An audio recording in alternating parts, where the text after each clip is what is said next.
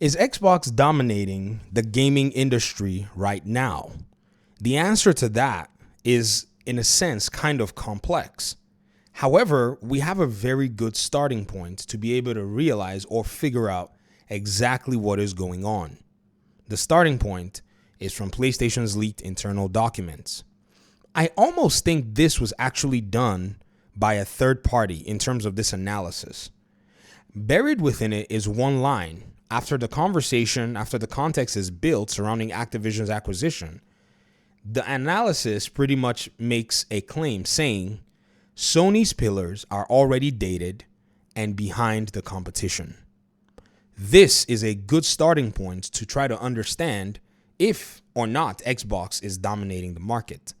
Now, what I think about this is it's very sound because it's not coming internally from Xbox, but it's coming internally from the competition. I think that would be a much more credible source to be able to judge and weigh the room, because in this case, they have no reason to be biased for Xbox. I mean, think about it, right? This is PlayStation that's trying to kill Xbox. The PlayStation that has maintained one of the most hostile business environments for Xbox to actually work in. And them coming up with this particular conclusion, I think, has been the most damning thing to what I think is a downplaying that my fellow PlayStation fans have attempted over the last few months.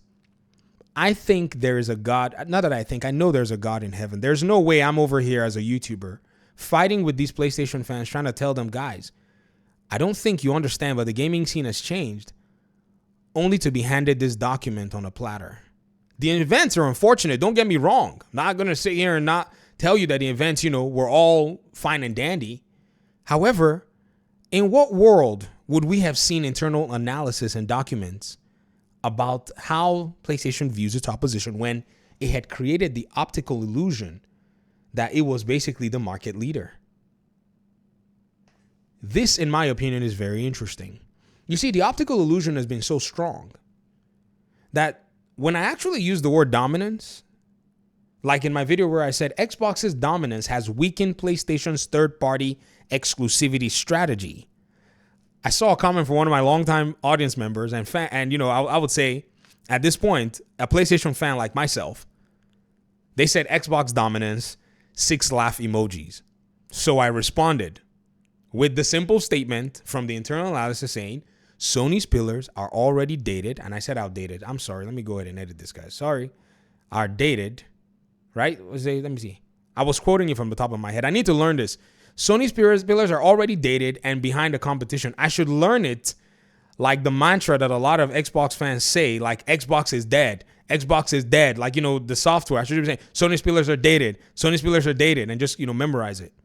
And then they replied and said, okay, but that does not equate to dominance. Okay. This person, Red Eye Dragon, your name is giving me, it's weird. I don't know. Red Eye Dragon. I don't know why I've seen Dragon in a PlayStation fandom somewhere before. You're as delusional as they come. Meanwhile, another month, another third-party exclusive for PlayStation 5. Wow. Yeah, they're dominant. You know why I say that? You see, you're using the argument of now third-party exclusivity is now PlayStation's strong suit. You've simply disregarded the fact that PlayStation doesn't even have the capability of dropping its own games from its own ecosystem, and now have to actually lay claim to a game that is not developed by them as a way to say that they're actually keeping up in the market. It's kind of sad, though. Like, if we've come to that point, then I think the situation may be more dire, or maybe we're just waiting for it all to unravel. And this is just the last, sounds of so-called the battle going on. And the war is already won, but some battles are still raging in the corner there. Third-party exclusivity is what you want to lay claim to on a video where I showed you 2 major developers refusing to go third-party with PlayStation. I mean, the irony is so strong. Like, the strength of the irony, it's like apple cider vinegar. Every tablespoon you put in the water, increases its concentration. So on a video where I showed y'all and talked about Pearl Abyss saying, no, we're not doing exclusives with you, PlayStation, and Square Enix saying, no, we're not doing exclusivity with you, PlayStation, this person said, meanwhile, and they decide to lay hold of it as a win. Another third-party exclusive for PlayStation month after month. You know, the beauty of it too is, as much as I think a lot of these publishers and developers are going to stop doing this third-party exclusivity nonsense because they see that it doesn't benefit them. It doesn't. It's only PlayStation that this thing benefits. Why? Why should they let PlayStation get all the win at their own expense? Except they're not thinking about that. If they're not thinking about it, it's okay. They're bound to come to the Square Enix realization. That's all that's going to happen. They are bound to come to the Square Enix realization at some point. I've said it before with Stellar Blade. Stellar Blade is locked down on the PS5 while God of War Ragnarok is already on PC and Spider-Man 2 is also going to PC. Oh, yes.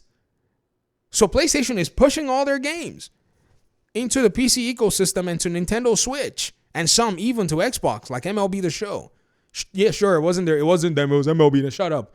It's their studio. They didn't put a gun to their head. They could have dropped the deal. I've told y'all before, I play sports games. Konami made a generic soccer game for years without having all of the FIFA licenses. They just recently got the FIFA license back.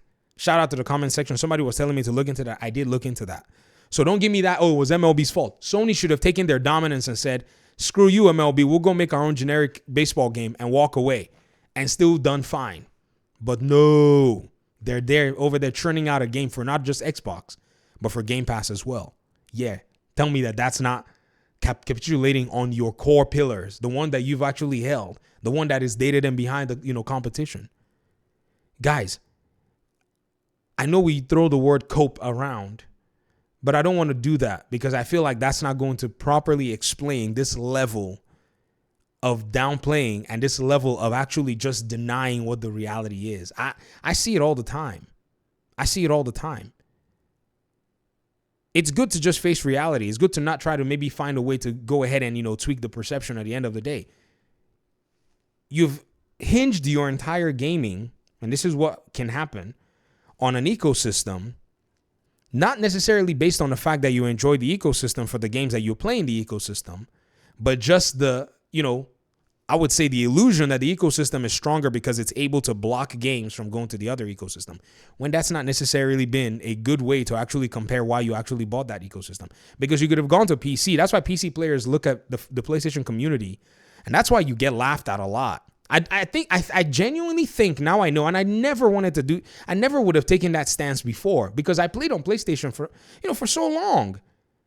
And I watched the whole thing and I'm like, man, why do PlayStation fans do this? Why do we keep doing that? Like, what is the point of, denying what reality says? Even PlayStation themselves are now telling you, like, bro, we're cooked in this area of subscription service. We're cooked in this area of being able to deliver content like the competition. We're cooked because we don't have a cloud service that is as good. We're cooked because our own competitor has pretty much premium content. Look at it. Open your eyes. Don't close it. Expectation of free best-in-class games creates unsustainable model. Unsustainable for you. We're cooked because we don't have a unified mobile PC console experience. We're cooked because these guys are going to push up to 45 million subs for $12 monthly. And when we think about all of it, there's a $1.5 billion gap to fill. We're cooked. And yet, this is not dominance in the eyes of these folk. Maybe because, we want to slow it down. What should we call it? Owning? What should we call it? Ahead? What should we call it? Leapfrogged? What word would probably be better?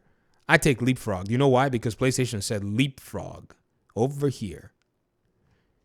See, let's not play these games anymore. Or we can keep playing them. I'll keep making the videos. Thank you very much for the free content, guys. I mean, again, to me, it's all just iterating what we already know, but what, for the most part, folk choose to deny. If you want to play on PlayStation because you want to play on PlayStation. No longer can you walk away with the conversation that, oh yeah, PlayStation beats Xbox. Nah, it's now down to your preference. And I think that, right now, the ivory, what do you call it? Is it called the ivory tower or whatever it is, has been weathered down by reality, by the market forces. Everything going on right now in the industry is starting to shake everybody to their foundations to see what they're truly made of. Can they really do business the right way? You see, third-party money hatting is a scummy business practice. I don't care what y'all tell me. None of you have been able to convince me that from an ethical standpoint, it's something that you would allow in any other business. I gave you all the example of the baker and the sandwich shop. None of you have given me a counterpoint. Why? Give me a counter refutation of how it's not unethical. Because the reason I think PlayStation gets away with it more than anything is because they're not necessarily an American company. This is why U.S. lawmakers call them out about what they're doing in Asia. And this is why most of the games you're seeing them money hat, they seem to be coming from the Asian side more than anything else. We'll talk more about this. Thanks so much for watching the video. I'd love to hear your thoughts in the comment section. Peace out.